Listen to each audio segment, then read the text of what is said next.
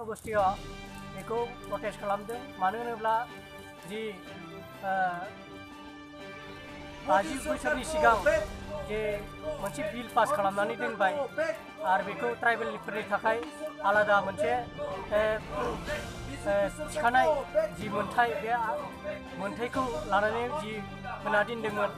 नाथाय बे मोनथायखौ दिनै बिथांमोना फुलफिल खालामालासिनो दिनै गोबां बन्चित खालामनानै दोनदों बेखायनो आसाम सरकार आरो भारत सरकारा जि गोदानै जि 6टा जनगोष्ठीखौ जनजातिकरण खालामनानै होयोबावोब्ला आरो जों बर' हारि लोगोसे 14टा जनगोष्ठीया अलखदाव फैगोन बेखायनो जोङो दुलाराय आसामाव थानाय जि ST जिथु 14 जनजातिफोर बेखौ गोख्रोङै रावै माने प्रटेस्ट खालामदों आरो एगेन्स्ट खालामदों जाहाथे बे 14टा माने ST नि अनगायै 6टा जनगोष्ठीखौ जुदि होबावोब्ला जोङो गोबां खैफोदाव गोलैगोन बेखायनो जोङो बिनि सायाव जाहाथे होनो हाया जोङो भारत सरकार आरो आसाम सरकारखौ जोङो गोख्रों रावै सोंखारिदों मानो होनोब्ला दिनै BJP सरकारा जोङो जि ट्राइबेलफोरनि मोनथाय बे मोनथायखौ माने दाबि सेयावबो खोमा होआ बेखायनो जि 6टा जनगोष्ठीनि थाखाय बिथांमोना पार्लियामेन्टआव पास खालामबाय बिल पास खालामबाय बे बिलखौ जोङो दिनै प्रटेस्ट खालामनानै होनो मोना होननानै जों सावरायनाय जादों आरो बिलखौ जाहाथे बिथांमोना रायजो सभायावबो जाहाथे होनो हाया बेखौ जोङो एगेन्स्ट खालामदों दा जोङो नैबे दिनैनि मिजिनि गेजेरजों मिजि सावनायनि गेजेरजों जोङो माने आसामाव थानाय जि माखासे राजखान्थि दोलोफोर बिथांमोना जि राजखान्थिनि माबाजों जे दिनै 6टा जनगोष्ठीखौ ST होनायाव साखाफारा जादों दा बेखौबो जोङो सोंखारिदों आरो जोङो BTC सरकार जि हाग्रामा दैदेननाय सरकार माबा BPF बिथांमोना जिहेतु ST होनो थाखाय जि भारत सरकारनो मोनद'थि ST नि थाखाय बिथांमोना NOC होबाय बे NOC खौ बिथांमोना माने केन्सेलेसन एबा बातिल खालामनांगौ मानो होनब्ला बिथांमोना जे दिनै 6टा जनगोष्ठीखौ जुदि ST होयोब्ला आरोबाव जोङो BTC आव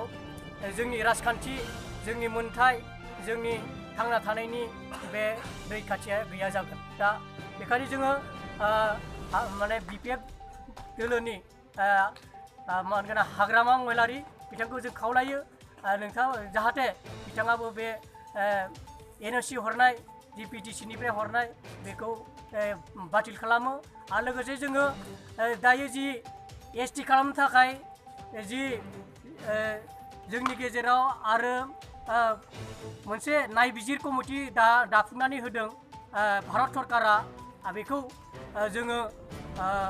जोंनिफ्राय जों खावलायदों बा जोङो बुंदों जोंनि थाखाय बे कमिटिया प्रयजन गैया मानो होनब्ला बे कमिटिया ओरैनो भेकाबावना आरो बिथांमोनानो जि गभर्नमेन्टजों जि दिनै दाजानाय आरो बे BJP गभर्नमेन्टजों जि दानाजानाय गासिबो माने बे अनलि फर माने BJP नि थाखायल' कमिटि एक्चुअलि जानो नाङा मानो होनब्ला बे कमिटियानो गावसोरनो बे पार्टिनि जानानै बिथांमोना दिनै भारत सरकारखौ नारसिनदों आरो नारसिननायनि उनाव दिनै बिथांमोना जुदि गावसोरनो कमिटियाव थायोब्ला बे बोरै जानो हागौ दा बेखौनो जों खावलायदों जोंनि मोनथाय जोंनि रैखाथिनि थाखाय जाहाथे सिन्था खालामो आरो जों मालाब्लाबो थैथां जोङो जुजिलांगोन थेवबो जोङो मोनद'आ हारि माने 6टा जनगोष्ठीनि ST होनायखौ जोङो गनायना लानो हाया लोगोसे मोनद' हारिखौ ST होनो नागिरनायनि थाखाय नैबे हाबाफारिखौ लानाय जादों नैबे बेलागुर बा मागो दमासि फोरबोजों लोब्बा लाखिनानै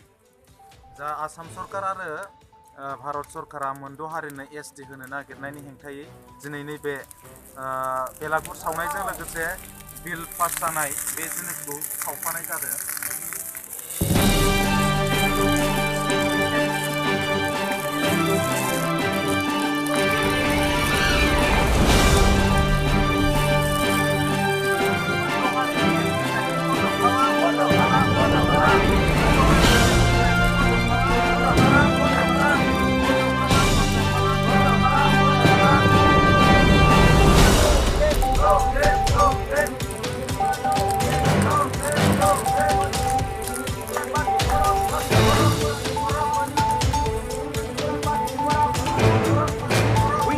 justice.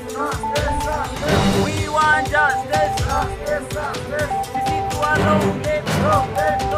CCTOA long live. জনগণকে জনগণকে কোরআন বাতিল করা। জনগণকে জনগণকে কোরআন বাতিল করা।